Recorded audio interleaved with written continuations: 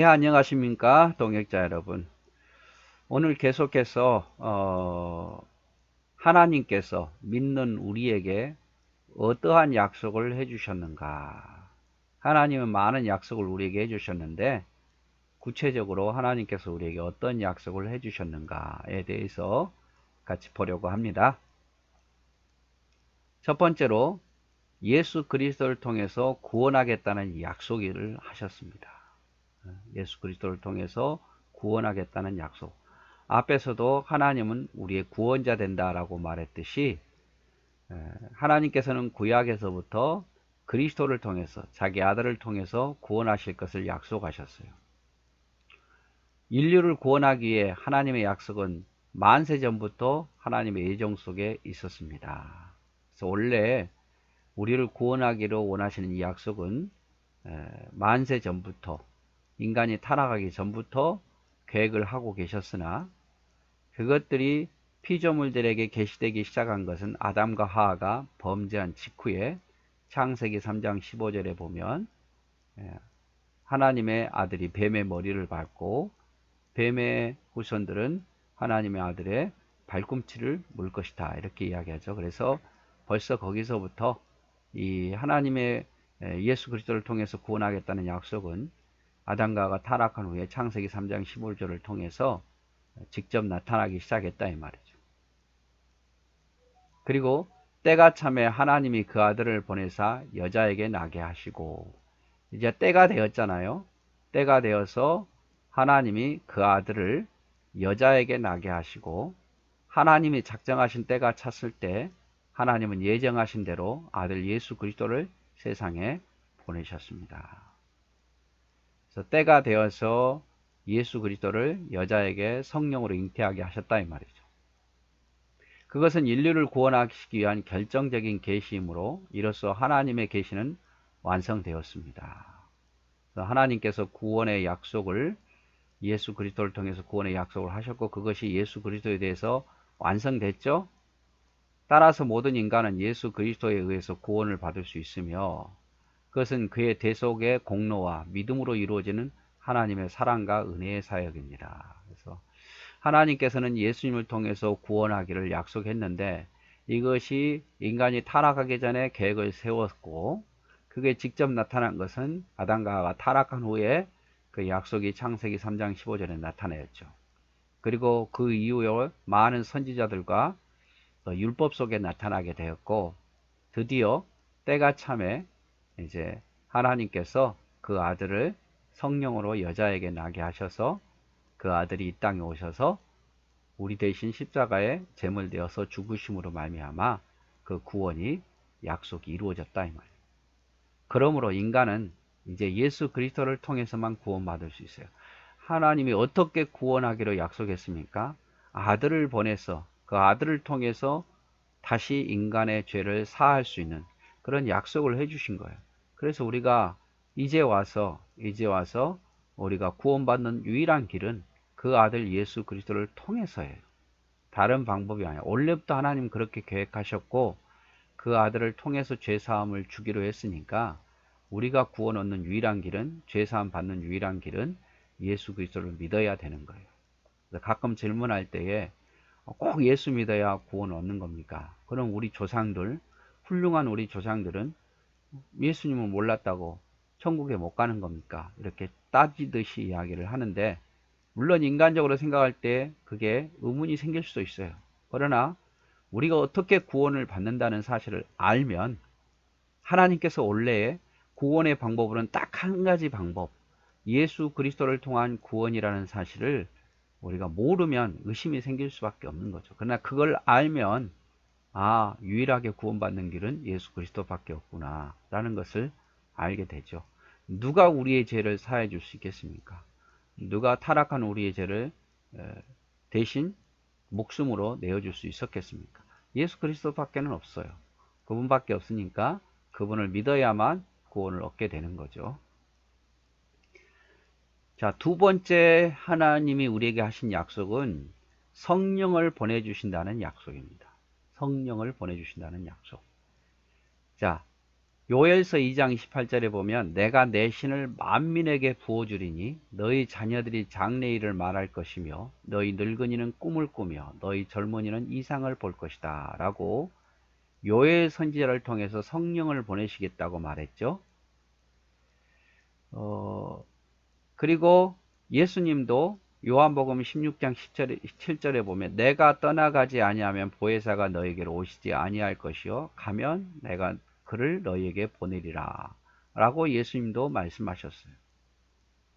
그래서 이런 구원에 대한 개인적인 적용을 위해서 우리가 구원받는데 우리 인간 스스로는 그걸 깨달을 수 없어요. 그래서 이런 구원을 받는 데에 개인이 깨닫게 하기 위해서 성령을 보내셨다 이 말이죠. 그리고 복음을 알리는 것이 교회의 주 임무지만 교회는 성령의 능력을 힘입으로써만 이 임무를 달성할 수 있게 됩니다.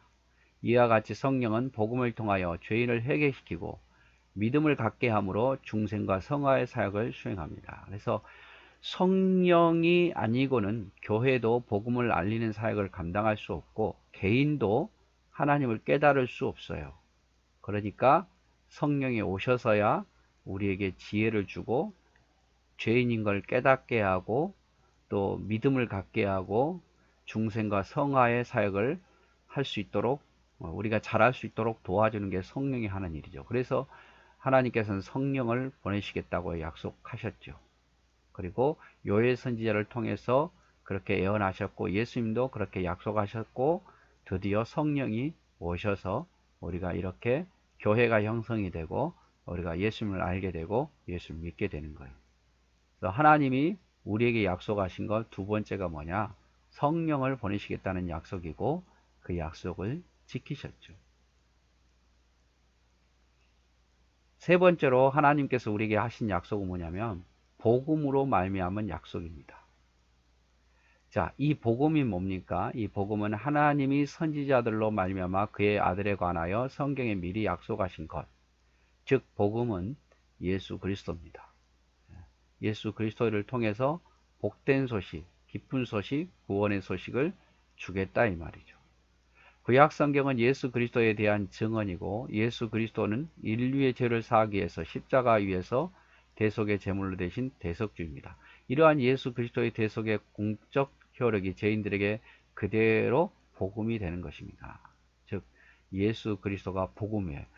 예수 그리스도가 이 땅에 오셔서 우리의 죄를 위해서 죽으실 것이고 다시 살아나실 거다. 이 모든 게 다 복음입니다. 복음.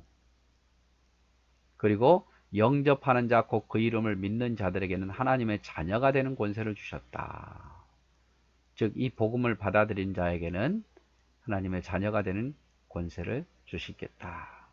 예수 그리스도의 대속의 공적 효력, 즉 복음을 믿는 자들에게 하나님의 자녀가 되는 권세를 주신다는 이 약속은 인간들에게 구원을 주시는 하나님의 능력이 됩니다. 모든 죄인은 십자가에 달리신 예수 그리스도에 대한 좋은 소식을 믿고 믿음으로 하나님의 자녀가 되는 것입니다. 그래서 하나님께서 복음에 대한 약속, 복음에 대한 예수 그리스도에 대한 약속을 우리에게 해주셨습니다. 그래서 마지막으로 또 하나님께서 우리에게 하신 약속이 뭐냐? 영생과 천국과 멸류관에 대한 약속. 영생을 주시겠다고 우리에게 약속하셨어요. 이 영생은 거짓이 없으신 하나님이 영원한 때부터 약속하신 것인데 성도들에게 약속하신 영생은 영원전부터 그리스도 안에서 하신 하나님의 약속입니다.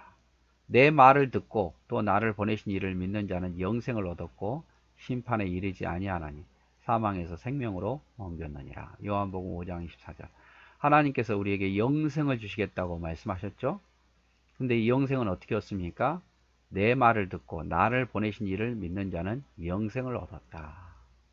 그래서 영생을 영원한 삶을 주시겠다고 말했는데 그 영원한 삶은 하나님의 말을 믿고 아들 예수 그리스도를 믿는 것, 그게 바로 영생을 얻는 비결이죠.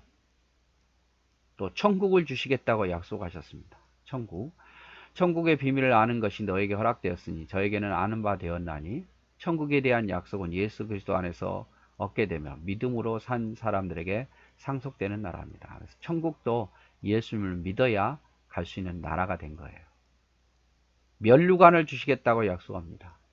주께서 자기를 사랑한 자들에게 약속하신 생명의 면류관을 얻을 것입니다.